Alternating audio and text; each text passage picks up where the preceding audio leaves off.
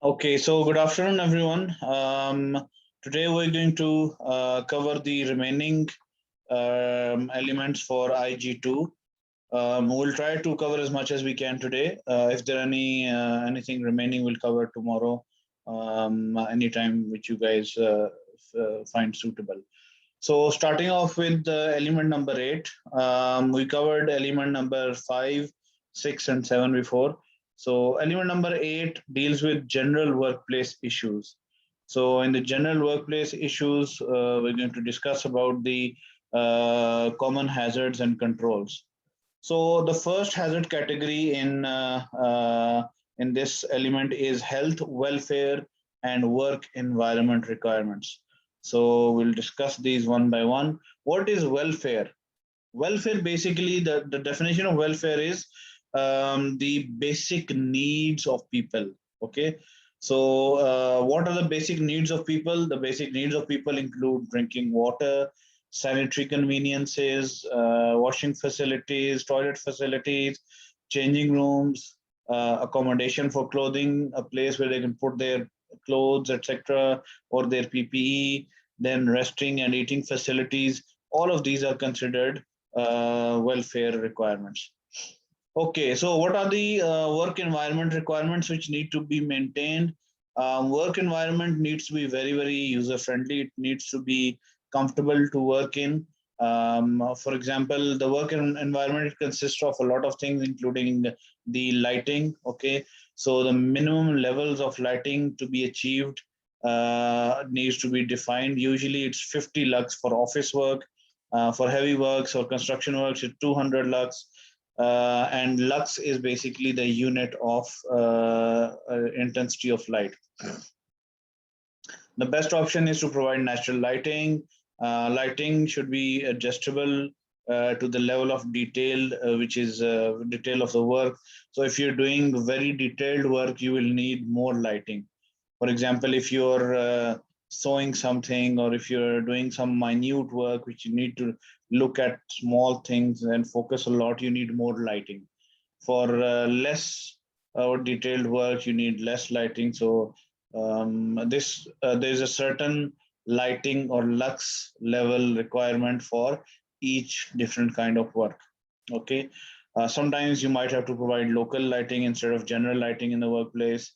Definitely, you'll need general lighting in critical areas such as blind spots or hazardous locations where it's totally dark. So you need to provide special lightings there as well. In critical areas, reflection or glare should be avoided. Reflection or glare happens if you arrange your lighting in such a way that they are reflecting off a shining screen or a shining surface. It will cause problem to the workers. Okay, there should be no flickering, especially in laptops and tablets, etc. There should be no flickering because it can cause trouble to various people. It should be suitable for the environment, and emergency lighting should be used when required. Okay, another common aspect of the workplace is the temperature. Now, the temperature, it can go both ways. If it is too hot, again, it is not conducive work environment. And even if it is too cold, that is also not a conducive work environment. So, what are the problems or issues that can occur because of hot environments? Number one is dehydration. Dehydration basically stands for the loss of water from your body. Okay, so if your body water level drops beyond a certain point, which is critical, that point is called, that is where you can say that you've been dehydrated. Why do we get dehydrated? Well, the simple reason is that our body has a natural mechanism, as a natural cooling mechanism. Okay, and that cooling mechanism, it works through sweating. Okay, so basically, when we get hot, or the environment is hot, or the temperature is high, what will happen is that our body, in order to sustain or maintain its body temperature, because the core body temperature is usually 37.5 degrees C, and if it is beyond that, it means your body is not safe. Okay, and the high temperature can affect the organs of your body. So the body, in order to protect itself, it has its own cooling mechanism. That cooling mechanism is sweating. So when you are sweating, there is some salts and water coming out of your body. So what is that going to do? That water, it will, I mean, dry from the surface. It will evaporate from the surface of your skin. And when water evaporates, it leaves a cooling effect. It's called the condensation of water. It is basically an endothermic process. So it absorbs heat.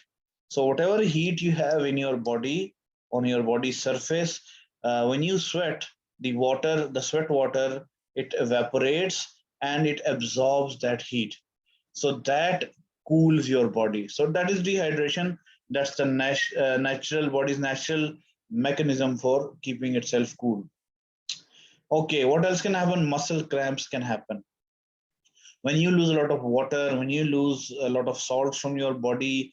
Your muscles become slightly weak and they become non-elastic, they become rigid, and you will feel more muscle cramps.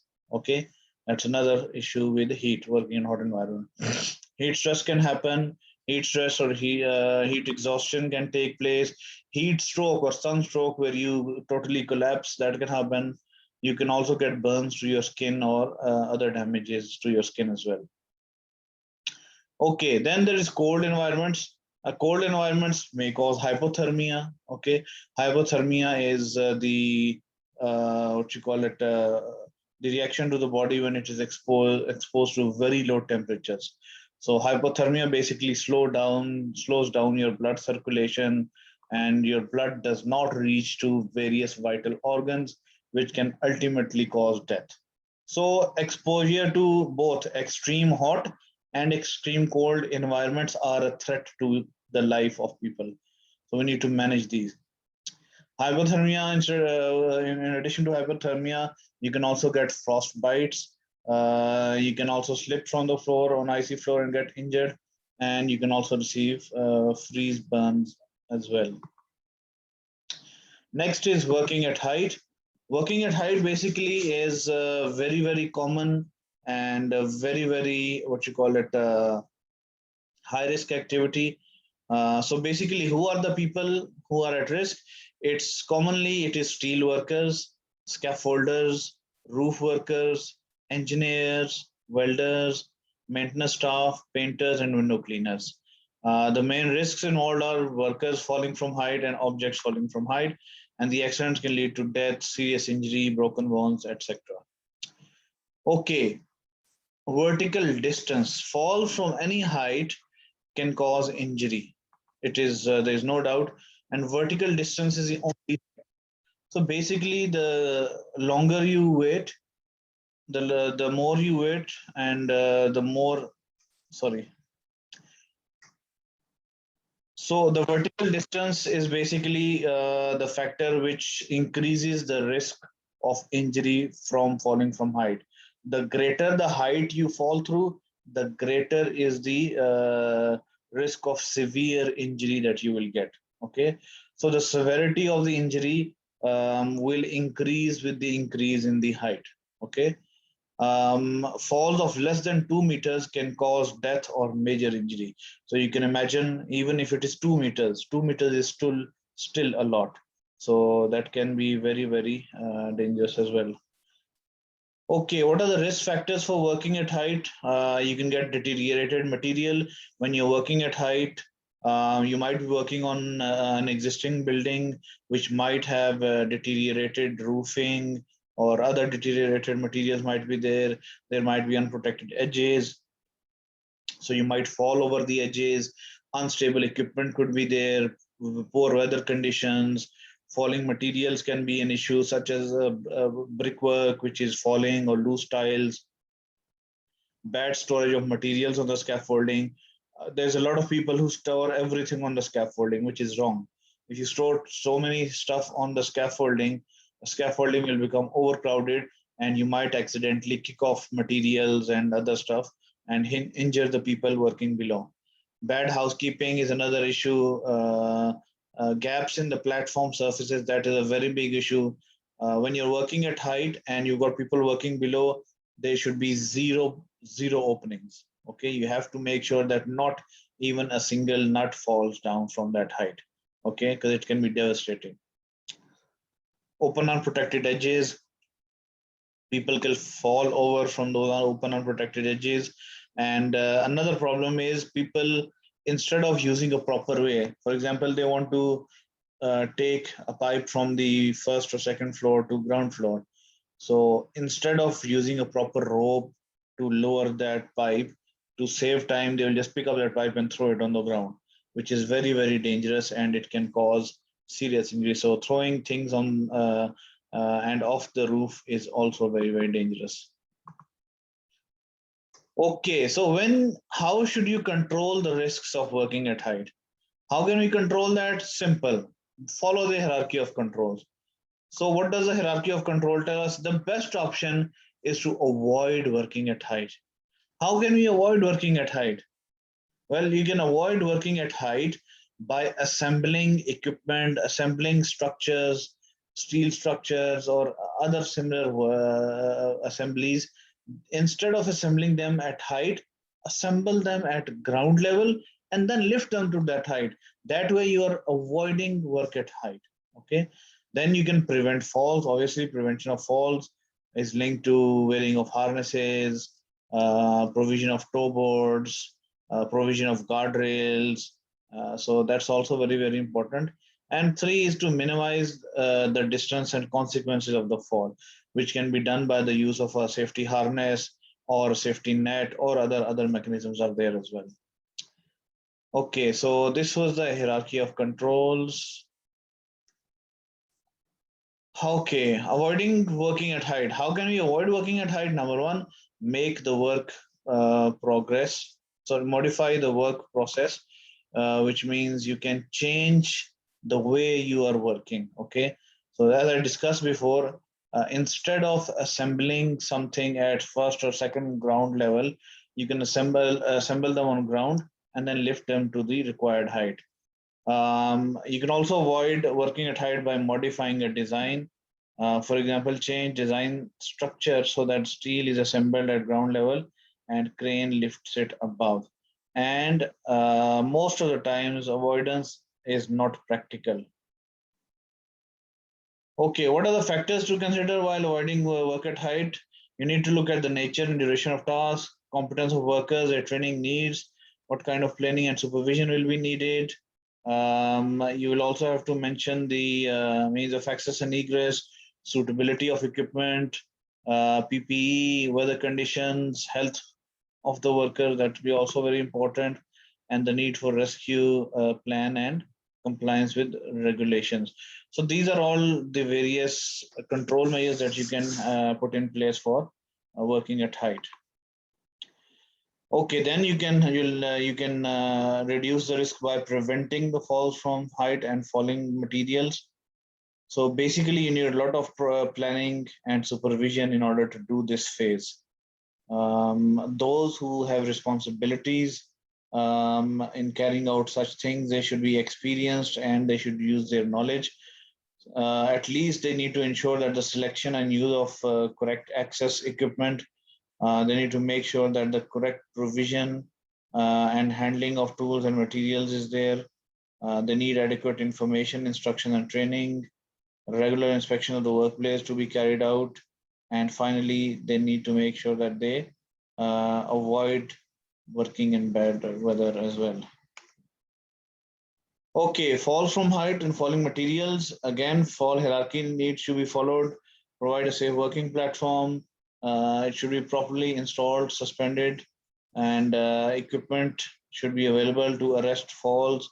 The equipment could be safety nets, it could be guardrails, or it could be safety harness as well. Then you need to protect yourself from falling materials. Obviously, falling materials can be very dangerous.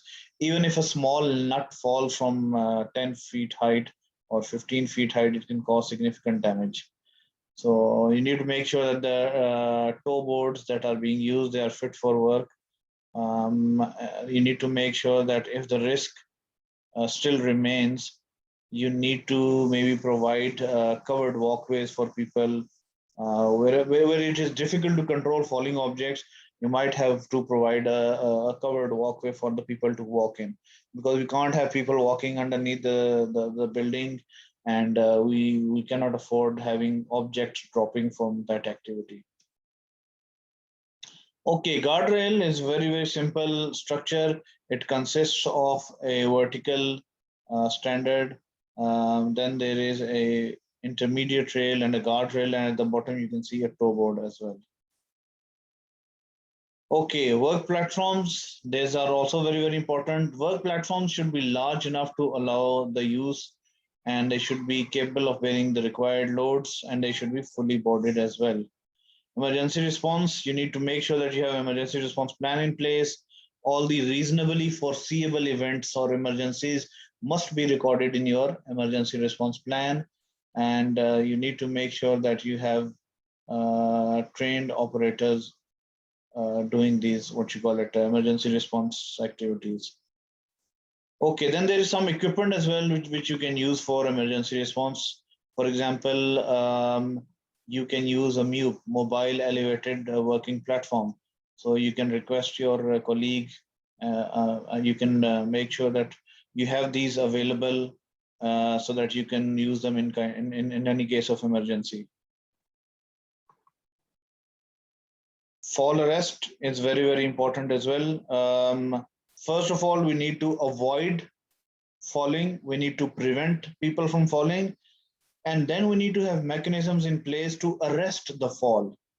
Okay, first priority is to prevent people and material from falling. Number two, if people or material does fall, we need to arrest it. We need to make sure that falling material, falling people, they don't hit the ground. So fall arrest, there are many different technologies is available. It's basically a collective protection system. It includes nets, airbags, and soft bags as well. And this is the best system basically, and it protects all workers. Then personal protective equipment are also available, which can be done by the use of safety harness or with one or two lanyards. And then you need an anchoring point where you will anchor or hook your harness. Again, give training to people while working at height, carry out inspection of the equipment which is being used for work at height. So these are some of the controls that you can use for working at height. Again, we need to make sure that we provide equipment, training, and instruction as well. So workers should be trained in working at height. The content of the training depends on the nature of work which is being done. Workers should have awareness of the workplace hazards, and additional training may be required by law if there is any issue. Ladders, again, another very important and commonly used in the construction site. Ladders, basically, they are intended for short duration work. You cannot work permanently on standing on a ladder. They're used for temporary access or temporary short duration work. For example, if you need to go up a certain platform, you can use a ladder, and then you can remove it and come down when it is required. So basically, this is very commonly used in the construction industry. The risk obviously involves falling from height. A lot of people get injured when they fall off ladders. Ladders can also topple sideways, and another issue which can happen is that the ladder base, it can keep on slipping away from the wall. Objects falling from height and contact with overhead lines, that is also a hazard which is related to ladders. Okay, in the picture you can see here, usually the ladder should make a 75-degree angle with the floor. Okay. Also, there's a 1:4 ratio. For example, if the base of the ladder is 5 feet away from the wall, okay, then you need to make sure that it is the height of the ladder, it is 4 times this base. So for example, the ladder is 5 feet away from the wall. the height of the ladder or the height of the wall at which the ladder should be touching should be at least 20 feet. So it's 1:4 ratio, and the angle is 75 degrees.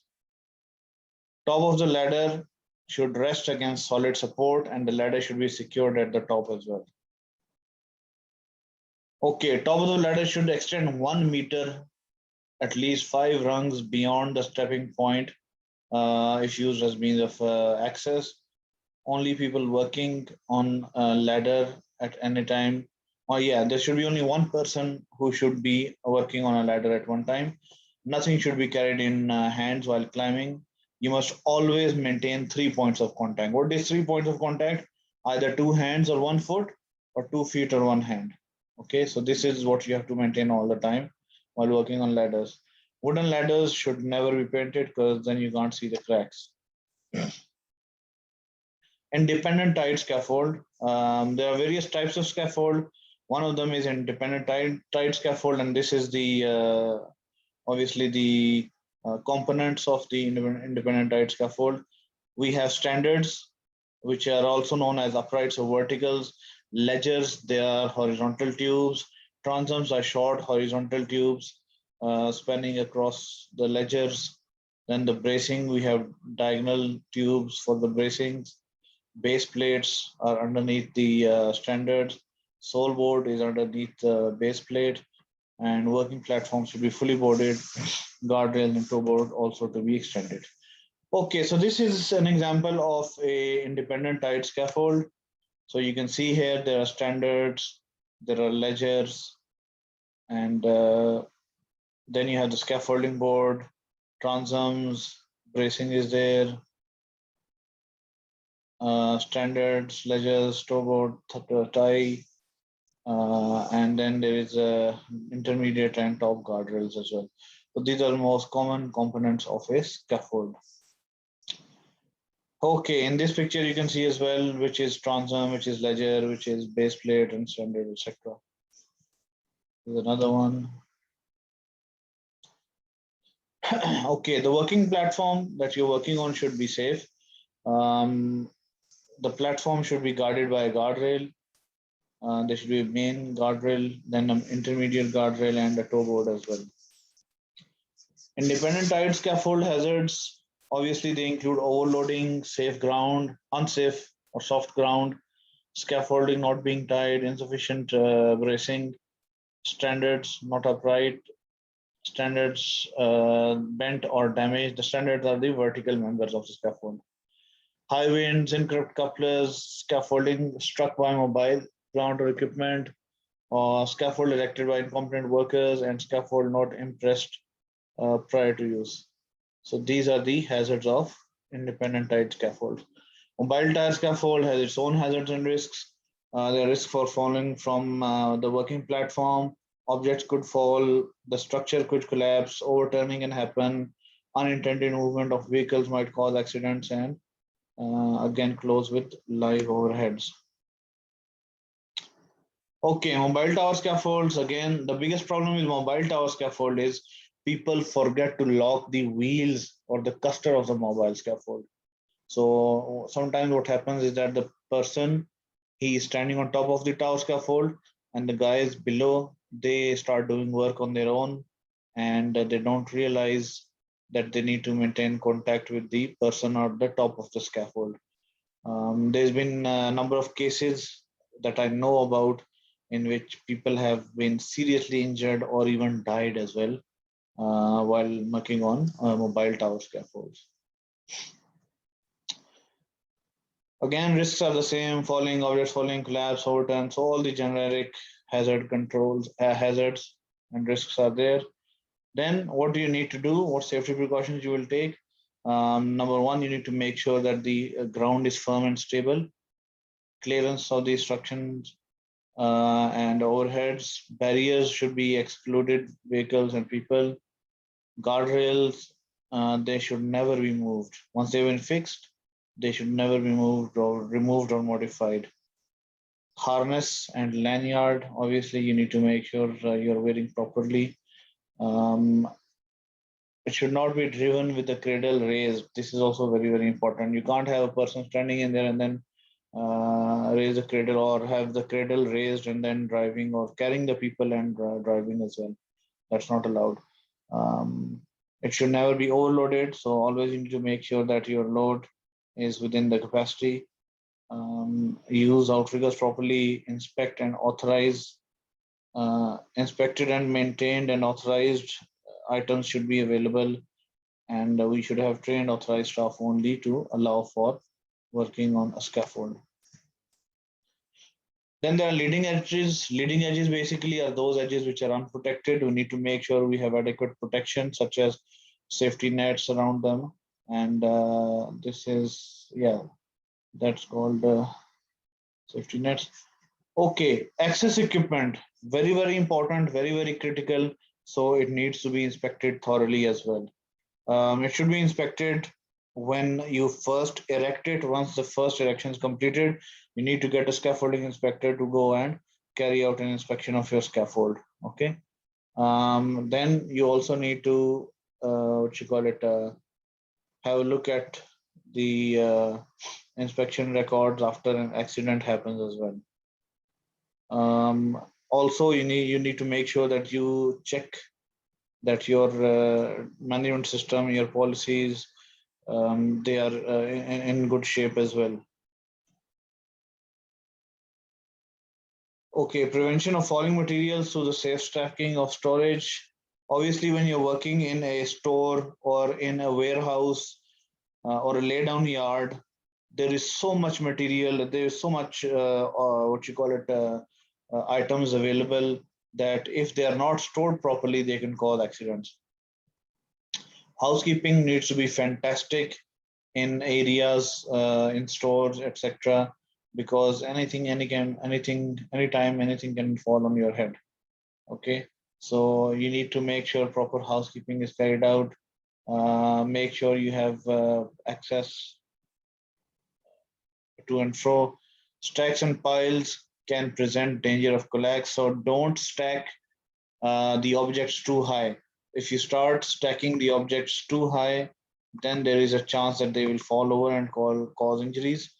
Also lead to stacked materials toppling over. Yeah. So these are all the issues that can arise during housekeeping. Okay. Prevention of falling materials through safe stacking and storage. This is also very important. Obviously, suitable space, sufficient space is needed for storage of materials. Storage has to be clearly defined since the beginning. If it is not defined, then there will be issues. Separate areas should be available for various items, and segregation of certain materials and substances, etc., should be demarcated so people can see. Then obviously clean and tidy areas routinely inspected, authorized appropriate warning signs to be displayed, and no work activities in tank storage area. Confined space. So basically, what is a confined space? A confined space is any place, including any chamber, tank, vat, silo pit, trench, pipe or sewer or flue, where well or other similar spaces in which, by virtue of its enclosed nature, there arises a reasonably foreseeable risk. Okay, so a confined space is basically any congested space which has the risk of having people going unconscious in it, and so we need to make sure that we plan these things properly. Okay, so the foreseeable specified topics in what you call it, confined spaces include fire or explosion, loss of consciousness from gases, gas fumes, or even just a lack of oxygen as well. That is very dangerous. The drowning effect could take place. Asphyxiation or entrapment can happen. So you might be stuck in a trench collapse, or you might be stuck in a sewer blockage or something. So you need to make sure that This is clear. And finally, loss of consciousness as well, it can happen. Okay, every confined space, you must have a safe system of work for entry. You should never allow people to go inside a confined space if it is not properly tested and not properly maintained. So also you need to carry out risk assessment, develop emergency response plan, use a permit to work system, and use only trained and competent people. Okay, safe system of work for entry. Again, when you enter confined space, you need to follow the safe system of work. Adequate supervision, competency should be available. Communication should be good. At first, atmospheric monitoring to be done. Um, ventilation should be provided. Removal of residues, isolation, PPE, access, egress, fire, lighting. So all these issues should be included in the safe system of work. Okay. Also, you should have obviously you need to make sure that the people who come here, they come here to earn money for their families. So you need to make sure that they are protected properly, and we need to make sure that we have systems in place for people who are working alone as well. Obviously, when you have people working in groups, they can help each other out. But when somebody is working alone, they are alone. They are helpless. So we need to stay in touch with these kind of people so we can make sure that they are fine. Okay, so usually no lone working is allowed for high risk activities, for example, confined space. Number two, you need to make sure you have remote supervision. You need to log in workers' locations where the worker is at this specific moment. You should provide them with mobile phones or radios. Lone worker alarm system should be provided to them. We need to make sure we have a dedicated procedure available for lone workers. We need to cover them under our emergency procedures and the training section as well. Okay, there are some common slips, trips, hazards as well. So slipping and tripping is quite common as well. What are the most common hazards? Number one, there is uh, smooth floor surfaces that can be very slippery, and you can do some serious damage to yourself if not careful. Contamination might happen, and frost and ice may set in as well. So these are the various issues with uh, slipping and tripping.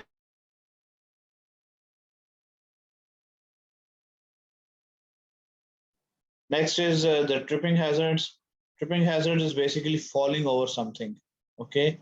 There are various tripping hazards around us which we even don't recognize.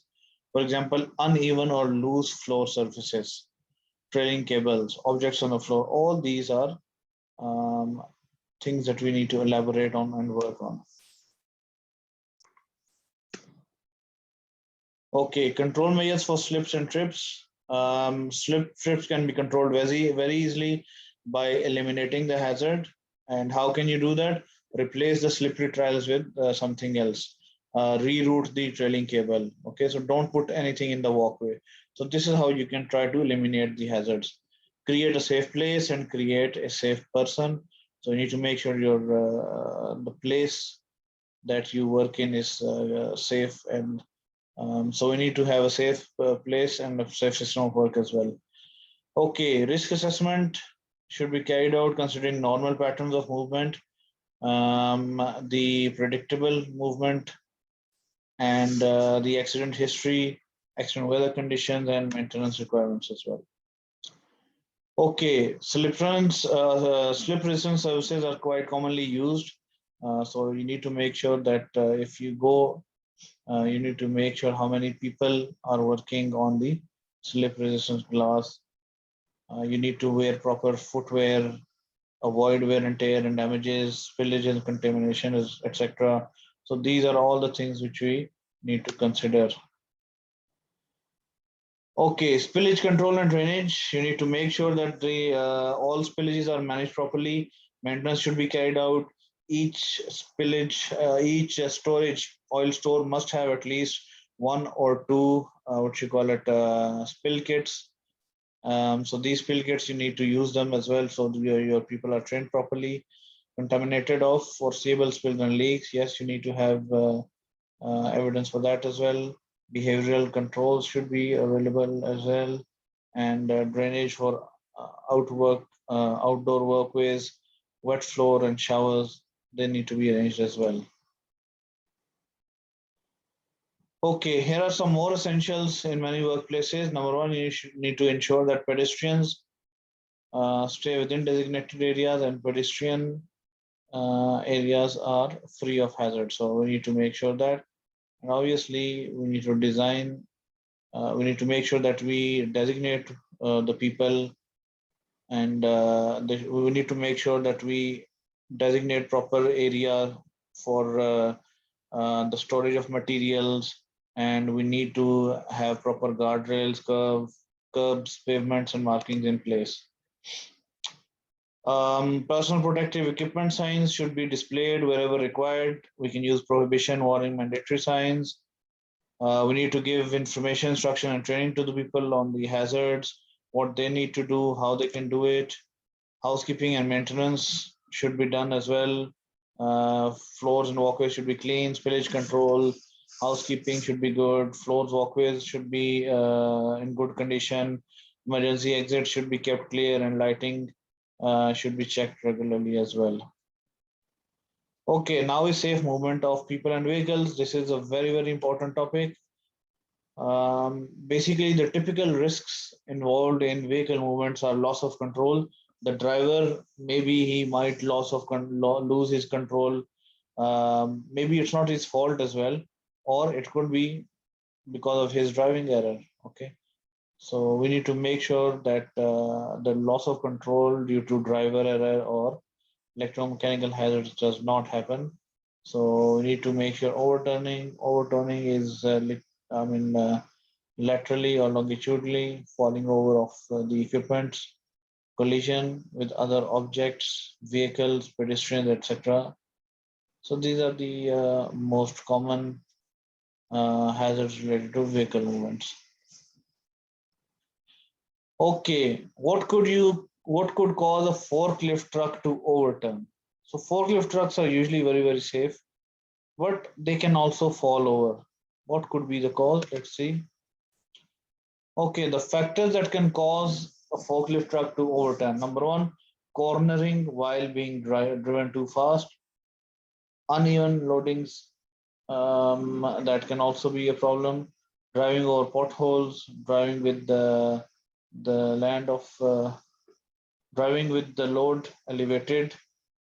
So if you raise the load, your vision will become obstructed. Okay, if the tire pressure is not even in both tires, or if you drive across a slope, excessive braking and collisions, especially with the curbstones, these are all the reasons that you need to provide it for. Okay, so factors that can increase the risk of collisions: driving too fast and inadequate driving, reversing, blind spot again, bad weather can happen, visibility can be obstructed, poor design, lack of vehicle maintenance, and silent operations as well.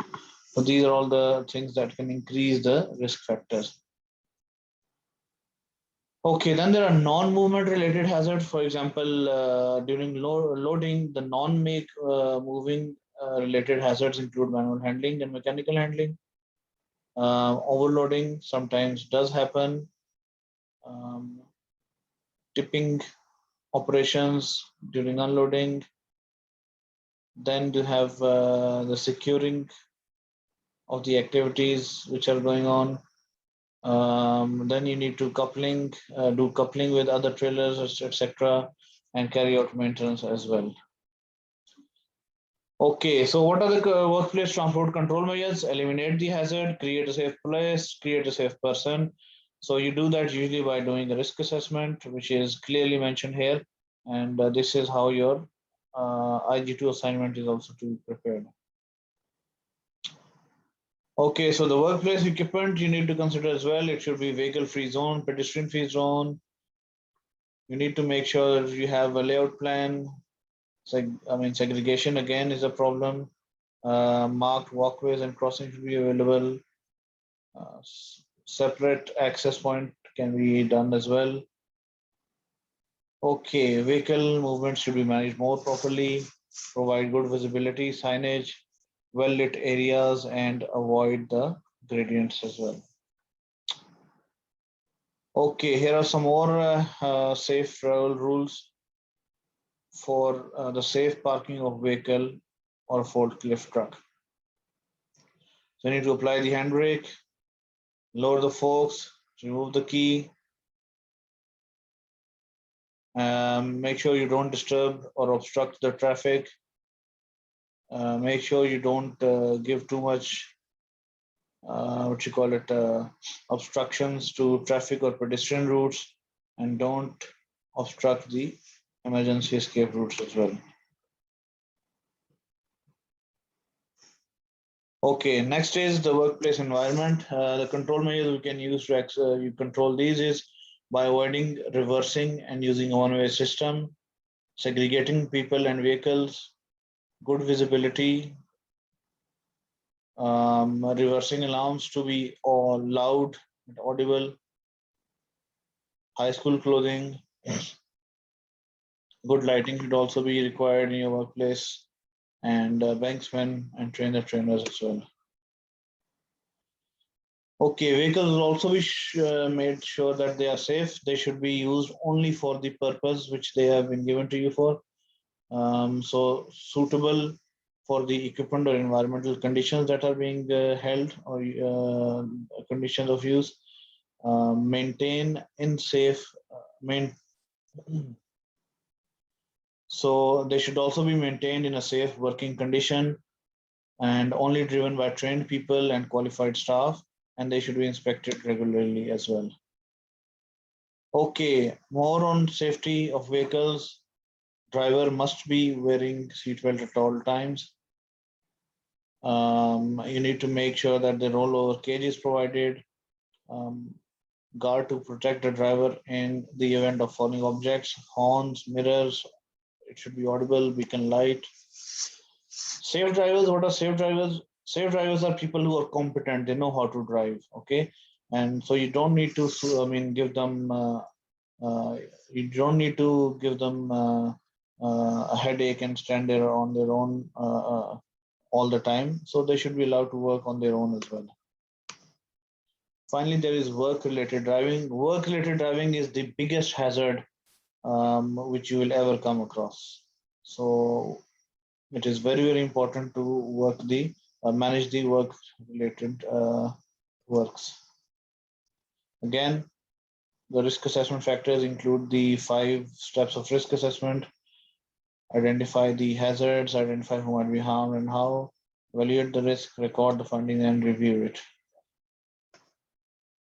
Okay, so for the driver, how will you evaluate the risk? Number one, you look at his driving license, training experience, and ability.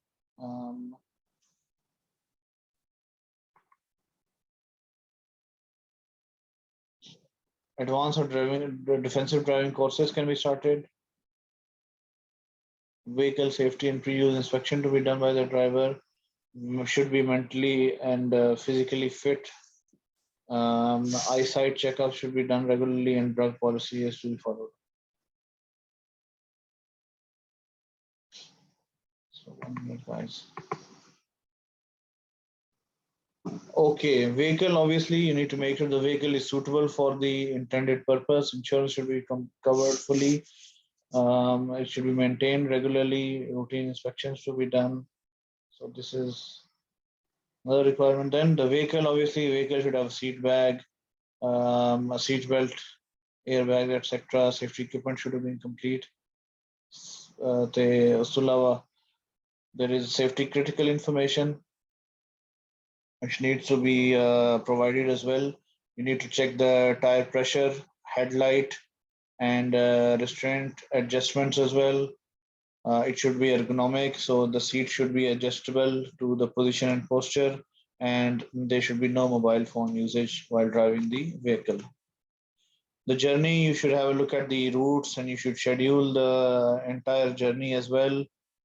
The journey, you need to make sure the time is realistic, the route is properly planned, rest breaks are decided, statutory requirements should be followed, and you should also consider the distance.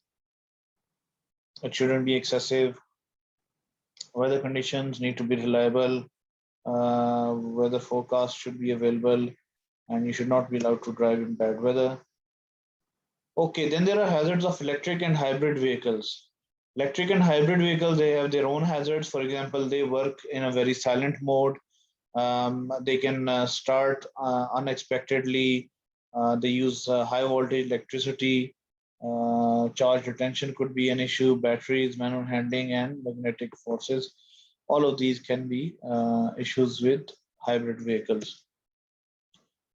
Okay, guys, so this is the end of element number 8. So now what we will do is we will take a small break and then we will come back and we will start element number 9. So I just want to finish these off quickly so then we can have a small chat on the IG1 exam itself. Now I'm sure that most of you guys have received your IG1 what you call it, usernames and password, right?